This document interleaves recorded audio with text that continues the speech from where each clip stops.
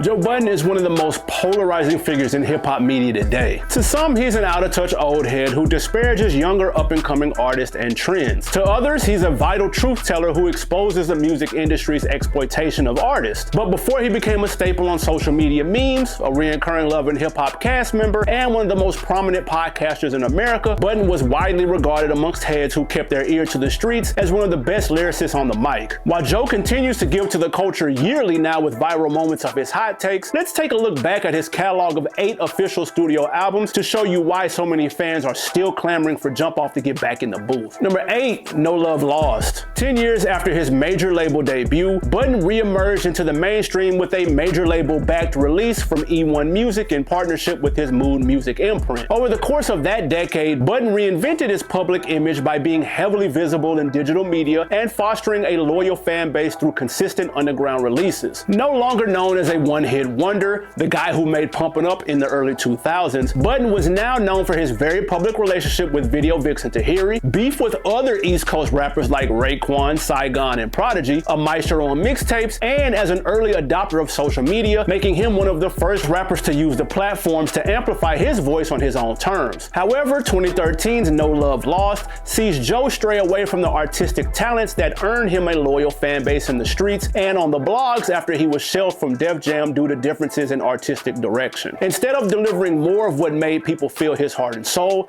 he opts to target the clubs and the ladies over trap beats that sound like Drake, Future, and T.I. turned down. The fundamental flaw of this album is that it's hard to believe Joe when he tries to serenade the ladies with sweet nothings or come across as a remorseful man for his misdeeds when on all of his previous works there was more nuance when tackling these themes, and he went into great detail on the dysfunction in all of his relationships and his life in general. This big budget album is bloated with features from Lil Wayne, French Montana, Wiz Khalifa, Omarion, and many more. While the guest verse from Lloyd Banks on Last Day is fire, that can't save the song, and that pretty much applies to everything else on here. Now don't get us wrong, there are some songs worth checking out, like the Sean C and LV produced Ghetto Burbs, featuring longtime R&B collaborator Imani, the track Runaway, where Budden provides insight on the pain of addiction in a way only an addict could tell, and My Time and No Love Lost outro, where the rationally reflective and relatable Budden, beloved by fans, rears his head over beats from Dark Knight and 8 Bars and Cardiac respectively. Joe's 6th studio LP has sold around 90,000 copies and was Budden's first to reach the #1 spot on the US hip hop and R&B chart. Number 7, Rage in the Machine. On the song Unnecessary Pain from his 2015 album All Love Lost, Joe rapped the pain of bearing my soul is wearing its toll. Those sentiments rang true a year later on his farewell album Rage in the Machine. Budden's 8th and final LP, which was released on his own label Mood Music Entertainment in conjunction with Empire Distribution, is lackluster. A certain type of weary malaise is in the air on this record, and that overall tone is divergent from the unapologetic urgency and energetic evocation that define his better releases. The only album in his catalog entirely produced by one beatmaker, A-Rap Music, provides the entire soundscape for Joe's bars here. Though A-Rap is known for bombastic high-energy beats, on this album the instrumentals are down-tempo and subdued, thus not giving Joe the sound needed to channel the inner rage and reflection which sparks the flame that brings out the best of Budden. On this LP, Joe accepts his role as OG in the game on the reflective track Uncle Joe and the criminally short yet memorable song Forget. I Wanna Know has Joe interpolating classic Jay-Z bars from It's a Hard Knock Life to flex lyrically for his listeners with aplomb, and Idol sees him make peace with former rap foes and his estranged son with grace and sincerity. To use a phrase that might fly Joe into rage, he sounds uninspired and worn down during the 41 minutes of runtime. Tracks like Wrong One, Time for Work featuring Imani, and the Joel Ortiz assisted Serious lack total direction, where Joe switches between tough talk and rhyming just for rhyming's sake. The aforementioned songs we lauded on this record are worth checking out, but there aren't enough of those here to save this album from being a less than stellar goodbye record from such a high caliber MC. Number 6, Joe Budden. An artist's first album is their make or break moment where they harness all their previous life experiences to make the best first impression on the world. In hip hop, the best of those type of albums are when the rappers poetically express the raw realities of the hardships they witnessed. The worst of those is when artists use that opportunity to try to cater to the largest demographic possible to make the most of that opportunity and water down their expression. Joe Budden, the self-titled debut album, is somewhat in between these two extremes. Born in East Harlem in the 80s and then transplanted to Jersey City, Joe was named after a father who was absent most of his life, which troubled him greatly. That abandonment he felt felt, plus the tumultuous relationship he had with his old earth, caused him to become such a delinquent youth that he was sent to a boarding school in North Carolina in his teens. There he picked up the pen and began crafting his first bars, but also a drug habit, turning to PCP to ease the pain. When he finally returned to Jersey, he came back to contentious fights with Mom Dukes and ended up a 20-year-old man with a baby on the way. Determined not to become another statistic, he put all his energy into hip-hop and teamed up with producer White Boy to make mixtapes and demos. Eventually, one of those demos landed in Desert Storm's DJ Clue's lap, and he became a regular feature on Clue's tapes. Building a buzz from that resulted in a deal with Def Jam, and the rest is history. With all that background, Joe Budden has a lot to pull from for the subject matter on this album. He does tap into provocative topics on this record, and he brings his day one White Boy with him to provide the bulk of the instrumentals here to good effect. Songs where you feel Budden the most on here are the pensively paranoid Walk With Me, where Joe questions who to trust in this circle, Push a Man, where Joe speaks about the dope game the way only a real hustler could, and Stand Up In, where Budden drops 32 straight bars about being solid as the beat builds. The absolute best tracks are Calm Down, where he confronts the tumultuous relationship he had with his mother with the same degree of introspection as Eminem did on Cleaning Out My Closet, and 10 Minutes, on which he mulls over his life's tribulations over live instrumentation with clever wordplay. These records contain the elements that comprise an excellent debut, edging this album towards the best type of introduction end of the spectrum. It's the tracks like the horrendous ballad Ma Ma Ma featuring 112, the meandering You Ain't Gotta Go Home that doesn't know whether it wants to be a club or a street record, and all of the Just Blaze produced songs on here that are just obvious examples of placating to the masses. Of course, this is the album that contains Focus, Budden's first single that spent weeks on the Billboard singles charts, peaking at number 43, and his biggest single, Pump It Up, a raucous, brass-heavy joint meant to bang in the club that became a larger-than-life staple on hip-hop radio in the early 2000s. The song peaked at number 38 on Billboard Hot 100, charted internationally, and has since become regularly played at sporting events like Usher's Yeah or DMX's Party Up. It seems like the success of that single influenced Budden and the executives at Def Jam to continue down that up-tempo, party-friendly feel, because many of the songs on here fall into that vein. This album released in an era when East Coast rappers had to be super lyrical and also drop hits for the radio, so some understanding should be had. However, over time, that particular sound that permeates much of this record has faded out of favor, so listening to Budden's debut is an exercise in grasping a time capsule while enjoying great lyricism and introspection. The album went on to sell a little under 500,000 copies, making it Joe's highest selling album. Number 5, Halfway House.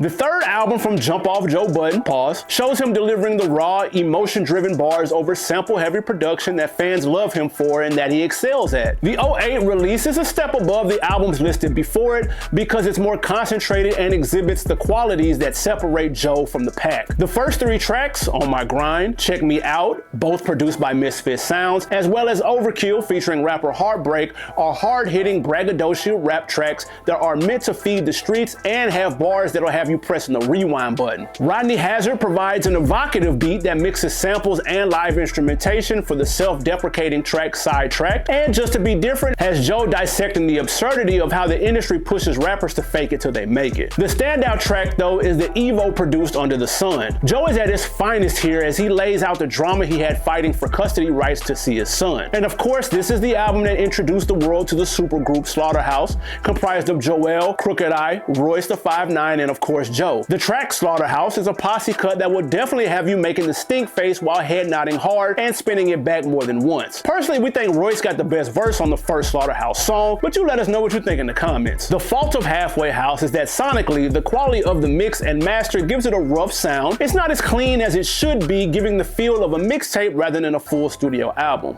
Plus, the single Touch and Go is another attempt at a large club hit, which just comes across as a copy and paste job of Busta Rhymes' Touch It. It doesn't fit in the track list and throws the whole vibe off. Regardless, Halfway House barely charted on Billboard 200, reaching number 184, and at the time only accumulated 3,000 downloads. Maybe that's because this album was released really to be a placeholder until the next one on our list dropped. Number 4, Padded Room. Sometimes confronting our demons and taking a hard look in the mirror can bring the best out of us despite how difficult that may be. The 4th best album from Joe Budden is also his 4th official release, and he does that in excess here. On Padded Room, Joe leans more to the idea that he is a crazy person who is actually a misunderstood genius and eccentric savant. On this 2009 LP, Budden doesn't use his way with words to wow us with punchlines and witty entendres, but instead chooses to emphasize his evocative lyricism and storytelling ability. Thankfully, on this project, Joe doesn't try to churn out a club record either. Songs that make this LP work are the banger Don't Make Me, where Joe spits, "I rap about hardships like I discovered it." Slick disses on Blood on the Wall, where over an Exorcist sample, Joe calls Mobb Deep's Prodigy a washed up rapper turned gangster blogger, and the surreal storytelling on In My Sleep, where the classic provide an ethereal track for Joe to glide over. However, the most interesting moments on this album are Joe's songs about relationships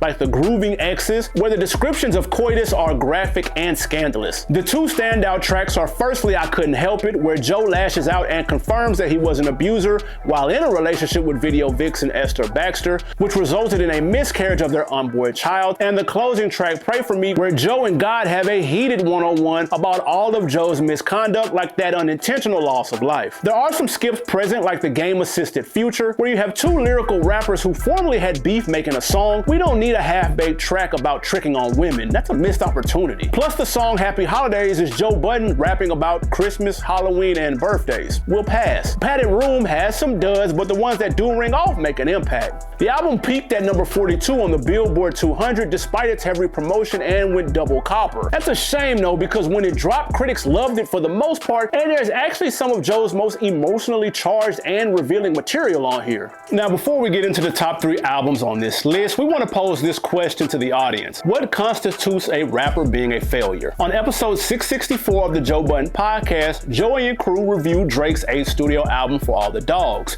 Joe, one to never bite his tongue, essentially said he's unimpressed by Drake's musical output because it sounds like he's uninspired and not showing maturity in the subject matter. Champagne Poppy put those Twitter fingers to work and typed a scathing response on Instagram, which can be summed up as a rebuke of Joe as a bitter failure. Well, what constitutes a successful rapper? If that is contingent upon selling millions of records, sold out stadium tours, multiple #1 singles, and face recognition across the globe, then sure, Budden is a failure as a rapper. But that means so is Jadakiss, Twister, Scarface, DJ Quick, and anyone not named Drake, Snoop, Kanye, or 50. We'd argue that there are millions of rappers who haven't achieved 1/10 of the accolades that Budden has. You can also argue musically he's maxed out on his first album, as that houses his biggest record. So who knows? Comment down below. Would you count Joe Budden's rap career as a failure? Number 3, Mood Music 3. The third installment of Joe Budden's renowned Mood Music mixtape series is arguably not only the best in his catalog, but one of the best rap albums of 2008. While it is technically a retail version of a mixtape released the year prior, it is officially the second commercially available album from him that was released on Amalgam Digital after Budden's departure from Def Jam after they shelved his follow-up, The Growth. Joe, or Mouse as he refers to himself occasionally on his tapes,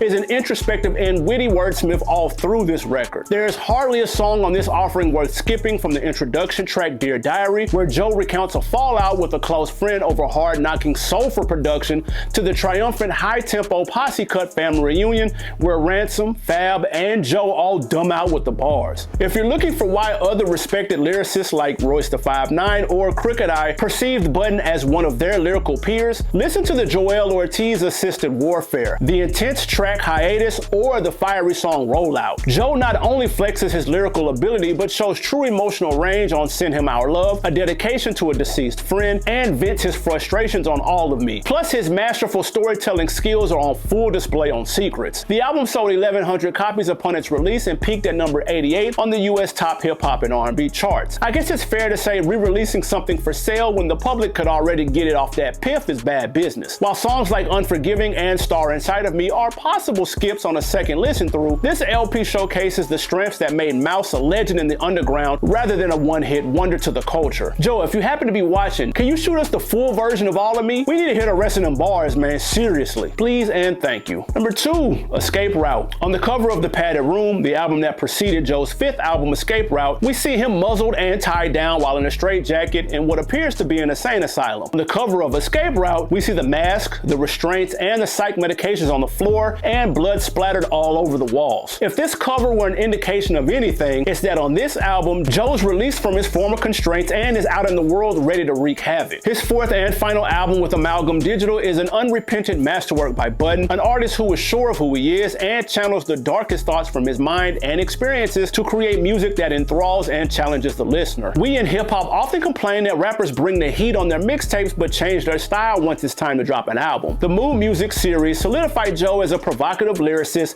able to put together dope bodies of work, but the albums up until that point were less than stellar. This album is Joe at his most focused and unbridled. On this 2009 release, Joe doesn't hold any punches and lets you know that out the gate on intro with the bar, "If you couldn't tell, I'm on my own time, prisoner of my own mind, problem is I don't mind." This addition to his catalog effortlessly goes from strength to strength and brings out the lyricism and booming production that Budden utilized on his mixtapes. Bangers like Anti and World Keep Spinning will have your head nodding and grimacing at the same damn time. Never Again, Good Enough, and Forgive Me all utilize ringing electronic guitars, pitched up vocal samples, and knocking drums as Joe raps from the depth of his heart. We can only imagine that if he had had the Slaughterhouse track We Outta Here with its horrendous instrumental, off-putting auto-tune hook, and needless lyrical miracle bars left on the cutting room floor, Joe might have had the best joint of his catalog on his hands here. However, 12 tracks of heat out of 13 is a pretty damn good average, and if you're looking for beats and bars by an MC not scared to say how it is, you'll rock with this album heavy. Number 1, All Love Lost. If you listen to Budden's catalog from debut to retirement, you'll notice a pattern begin to emerge. Joe will release an album that, on paper, should get him mainstream notoriety. Glossy, big budget beats from super producers, guest appearances from major artists, and songs made to appeal to the club and ladies. However, the shoes of rap superstars with crossover appeal are ones that Budden struggles to fill because those aforementioned things that would work for any other artist only hinder him due to his subject matter and style of rapping. After his self-titled debut flopped commercially and somewhat critically,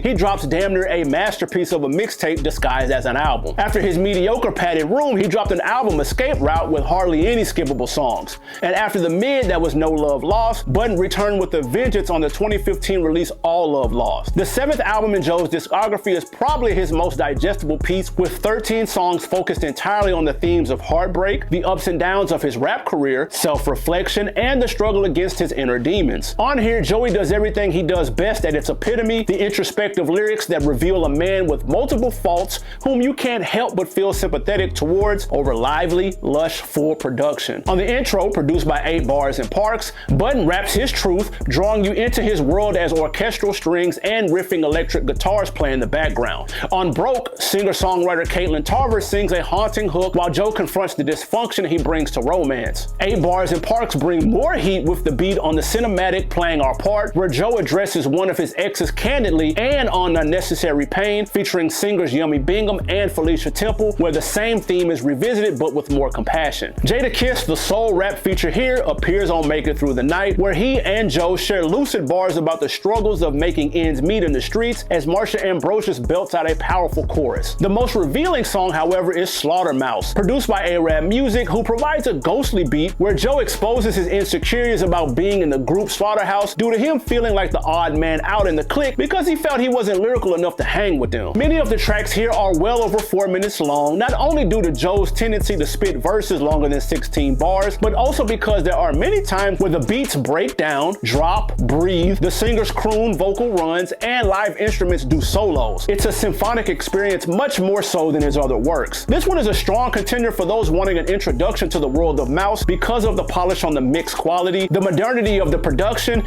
and the help of crooners like Eric Bellinger on Where Do We Go for great melodic hooks. Overall, this is a collection of tasteful music from a rapper who weathered many personal and professional storms, only brought down by the fact we had to get a dud, No Love Lost, before getting this gem. Nowadays, it seems like every former top-tier MC has a podcast or some other form of media outside of rap. One of those was T.I., who had his podcast Expeditiously. Fat Joe has also dibbled and dabbled in the media game too. We've got rankings on both of them. Check them out right here and make sure you subscribe so you don't miss a list. It's your man CJ Williams. I'm out.